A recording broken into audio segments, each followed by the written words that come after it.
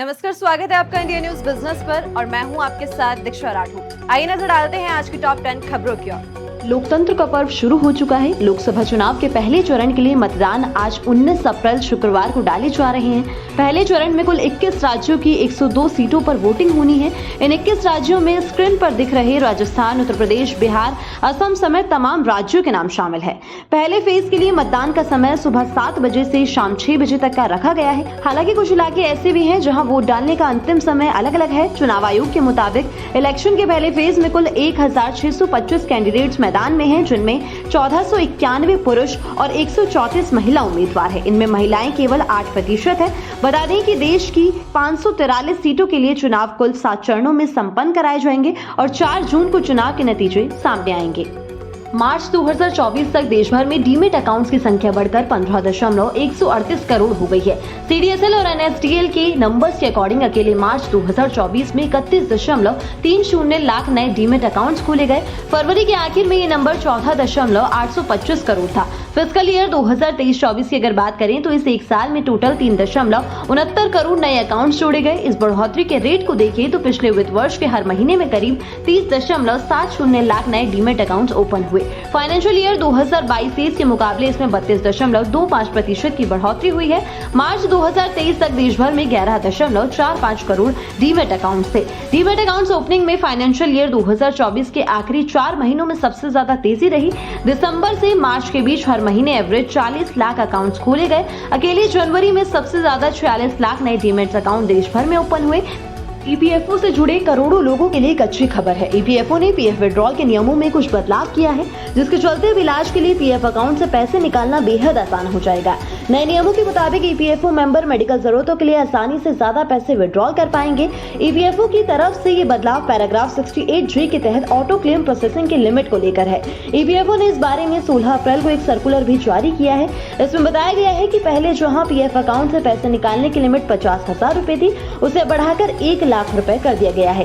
इस नियम में बदलाव के बाद अब अगर कोई ईपीएफओ मेंबर अपने पीएफ अकाउंट से मेडिकल जरूरतों के लिए 1 लाख रुपए तक के विड्रॉल का आवेदन करता है तो उसकी प्रोसेसिंग ऑटो मोड में हो जाएगी। बता दें कि ईपीएफओ से जुड़ा कोई भी कर्मचारी घर खरीदने, घर बनवाने, मकान की मरम्मत कराने, बच्चों की शादी ब्याह, पढ़ाई जैसी जरूरतों के लिए पीएफ अकाउंट से पैसे निकाल सकता है।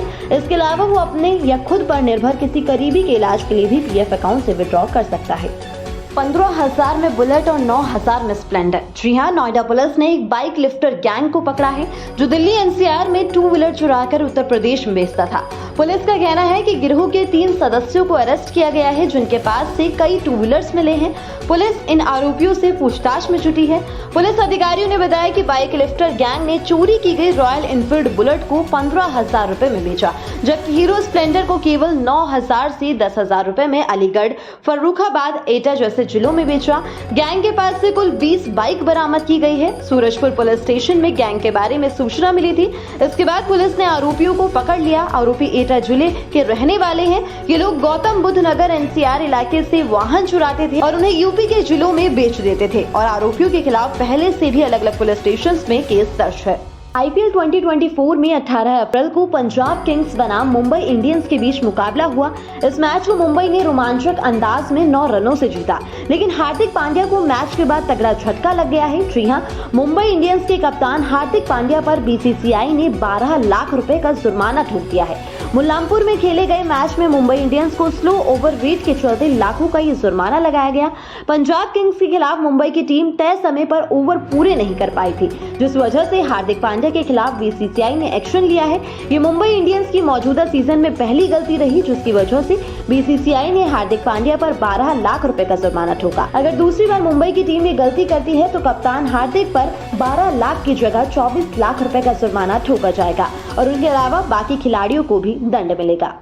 देश की दिग्गज auto manufacturing company Tata Motors एक बड़ा ऐलान कर सकती है। टाटा मोटर्स अपने नए तमिलनाडु प्लांट में जैगुआर लैंड रोवर के इलेक्ट्रिक व्हीकल तैयार कर सकती है। आपको बता दें कि टाटा मोटर्स अपने तमिलनाडु प्लांट में JLR EVs का मैन्युफैक्चरिंग करने की योजना बना रही है और अभी तक जैगुआर लैंड रोवर की कार को इंपोर्ट करके भारत लाया जाता है, क्योंकि JLR ब्रिटिश कंपनी है, लेकिन इसका अधिग्रहण टाटा मोटर्स के पास है।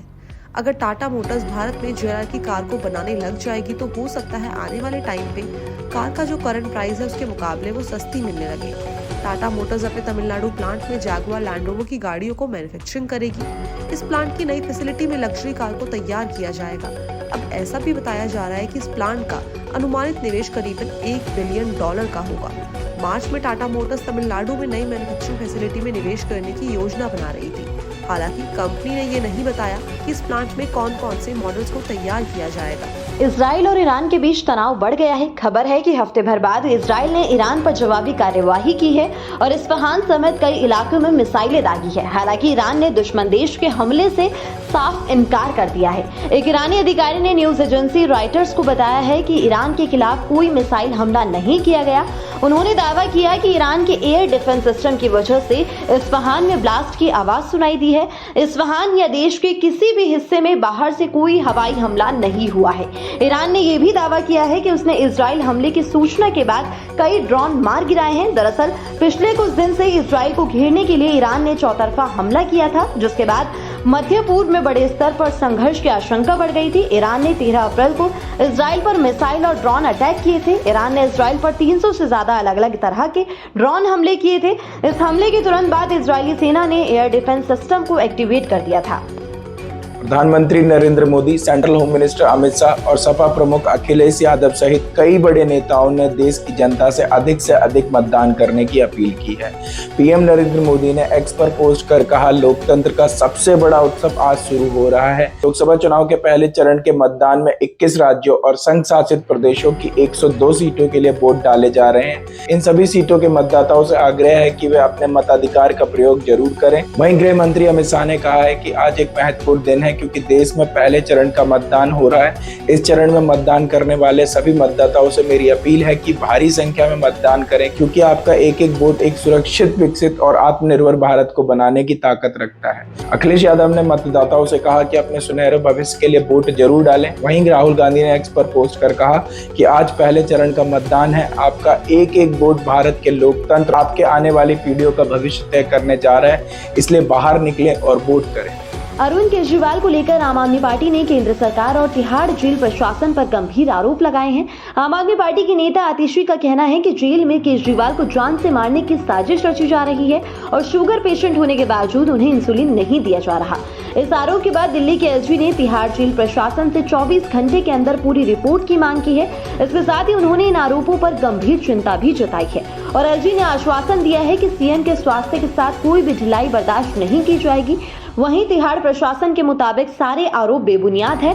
कोर्ट के ऑर्डर के मुताबिक 3 टाइम की डाइट जो घर से आती है और दवाई अरविंद केजरीवाल को उपलब्ध कराई जा रही है। केजरीवाल का रोज मेडिकल चेकअप किया जा रहा है। 2 वक्त सुबह और शाम उनकी रिपोर्ट तिहाड़ प्रशासन जारी करता है और रिपोर्ट अरविंद केजरीवाल को भी दिखाई जाती है। केजरीवाल का चेकअप जेल के सीनियर रेजिडेंट डॉक्टर करते हैं और जेल में केजरीवाल पूरी तरह से फिट है, जिसके चलते तिहाड़ प्रशासन ने आप पार्टी के आरोपों का खंडन किया है। एशिया के सबसे रिच पर्सन और रिलायंस इंडस्ट्री के chairman and managing director Mukesh Ambani का आज बर्थडे है, यानी जन्मदिन है। मुकेश अंबानी आज 67 साल के हो गए हैं। फॉर्ब्स रिपोर्ट के अकॉर्डिंग अगर हम बात करें तो मुकेश अंबानी की टोटल नेटवर्थ 115.6 बिलियन डॉलर की है।